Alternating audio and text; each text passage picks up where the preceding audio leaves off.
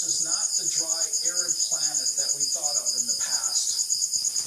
Today we're going to announce that under certain circumstances, liquid water has been found on Mars.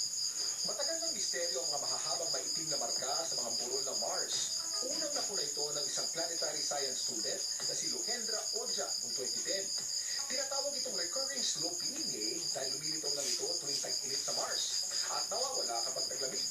Ngayon, gamit ang Mars Reconnaissance Orbiter ng NASA, nadiskubre ng mga marka pala ito ng umaagos na liquid salt water.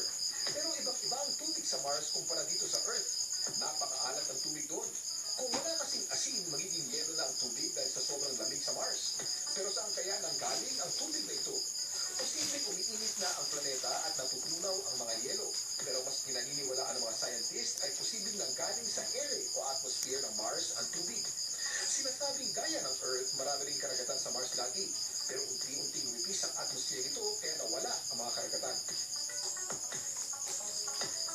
Pero sa bagong discovery na ito, alam na natin ngayon na meron pa rin umaagos na tubig sa Mars. Ito po si Kuya Kim, nagsasabing mag-aral ng mabuti para buhay ay bumuti.